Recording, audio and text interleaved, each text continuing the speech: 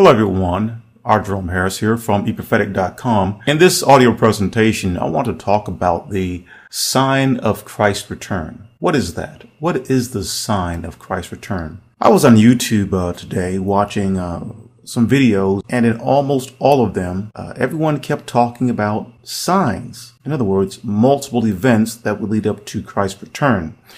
And I couldn't help but think, why would someone do that? Well, the answer is clear. Its religious organization has indoctrinated their thinking to be in opposition to what Christ has taught about that. If we go to Matthew chapter 24, verse 3, we see there that when Jesus was sitting upon the Mount of Olives with his disciples, they approached him. And they asked him a question there at Matthew chapter 24, verse 3. They say to him, "Tell us, when will these things be? And what will be the sign of your presence and the conclusion of the system of things?"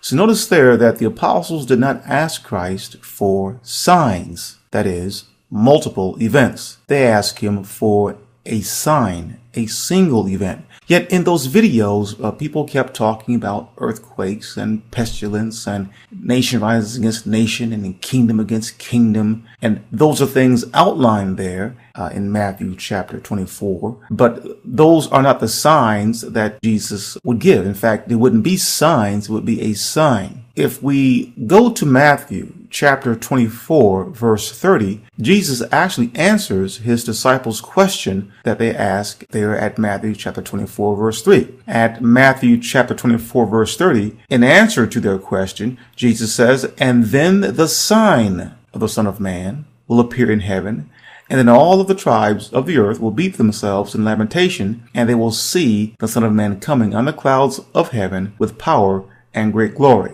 Now, that's scripture. That utterance of Jesus there at Matthew chapter 24, verse 30 is loaded because it really gives us some insight as to what that sign is, that single event. First of all, we're told there at Matthew chapter 24, verse 30, that the sign of the Son of Man will appear in heaven. It will not appear on earth. Now, people think that what Jesus meant was that there'll be persons on the earth looking up into the heavens and they can see the sign. But I find it interesting that the things that people are saying are the signs are things occurring on earth. Well, Jesus says here that the sign of the Son of Man will appear in heaven. What did Jesus mean by that? He was saying that the sign of the Son of Man will be seen by those who live in heaven. You see, now I'm not transitioning to as to why that's the case. Because we're told here that the Son of Man, it mentions the Son of Man again, because it says, "And they will see the Son of Man coming on the clouds of heaven with what? With power and great glory." There's your two words, power and great glory. So Christ's return comes with him having power and great glory. What is that? That's the power and glory of a king. So this tells us then that the sign seen in heaven, that single event that will be seen by those who reside in heaven, will be Christ's coronation as king by his Father. No human will hear or see that event. Why? Because that event or that party will occur in heaven. That's why. What stumbles many persons is they say, well, no, that's not right, because it says there that they will see the Son of Man coming on the clouds of heaven. And again, people think that this seeing is with the physical eye. No, the seeing is a perception, which eventually will lead to a knowing. How will they see Christ? Because when Christ comes invisibly out of the heavens, one of his first acts as king is to do what? It is to fulfill a promise he made at John chapter 5, verse 28 and 29. And there Jesus promised a resurrection for all. So one of his first acts is to resurrect man, all of mankind, from their graves. When person is resurrected from the dead and they hear his voice and they come out, what do you think is going to be on their minds? They're going to know who it was that resurrected them because they're going to hear his voice. Jesus says there that they will hear his voice and come out. So that in itself will be powerful testimony and evidence of them knowing who it was who resurrected them. That is how they will see Christ. So what is the sign of Christ's return? Well, it's not those things mentioned there about wars and reports of wars and kingdom against kingdom and nation against nation and food shortages and earthquakes in one place after another. In fact, Jesus says those are the beginning of pangs of distress. He didn't say that those were the signs. And I find it very odd that religious organization is teaching them as signs when that is not what his disciples ask him. They ask him about sign, the sign.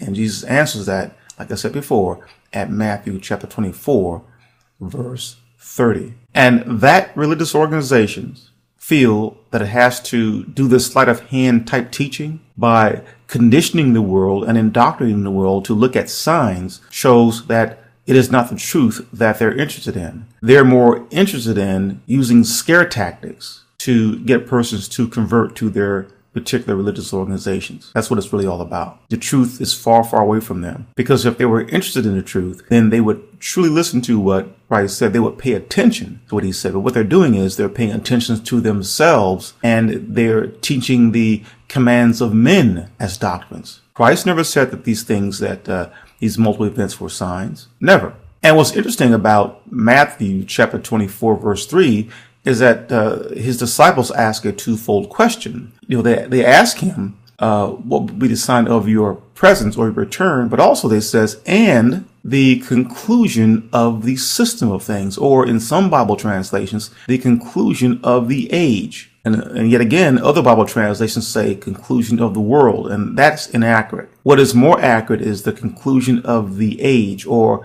a period of time, an epoch of time. And so what the disciples were really asking Jesus was, what would be the sign? What would be the sign that would indicate, that would tell us that your return or your enthronement as king has taken place, has begun? And what will be the end of the age? But the age that they were referring to was the age of his kingdom. In other words, in a nutshell, they're asking Jesus, how will we know? What would be the sign of your kingdom beginning and your kingdom ending? That's what they were asking him. Not the end of the world, not the end, but the end of Christ's kingdom. And the reason why they will be interested in that is because at the end of Christ's 1,000-year kingdom, something is going to happen. Not the end of the world or anything like that, but the beginning of Satan's ascension out of the abyss. And we can read about that at Revelation chapter 20, beginning at verse 6 down to verse 8. Because we're told that when the 1,000 years had ended, that Satan is released, and he establishes a beastly kingdom, his throne over the earth for quite some time. It can be many hundreds of years, and it will run its course. And at the end of that, then God's kingdom comes down and is established indefinitely over the earth. And so a lot of the things that you see on YouTube and written in articles and been preached from the pulpit in these churches and organizations, even within the Jehovah's Witnesses organization, which I was a member of, they all keep on doing the same thing. And the witnesses are clever because what they do is they call these events such as nation rises against nation and earthquakes and all those things as being a composite sign. See, they make up a word rather than focusing on the sign that Christ gave in answer to his apostles' questions there at Matthew 24, verse 30. There aren't any signs or multiple events. There's only one sign that will indicate Christ's return and the ending of his kingdom. Because when Christ's return takes place, that 1,000-year time period has to run its course, and then it comes to an end. You see, Christ's kingdom of the earth is not an indefinite one. It is a definite one. So this is something to really think about, and I encourage many of you to look at Matthew chapter 24, beginning at verse 3, all the way down through verse 30, and even beyond. Because Christ has not given signs. He has given a sign. This is R. Jerome Harris from eProphetic.com. Thank you for listening.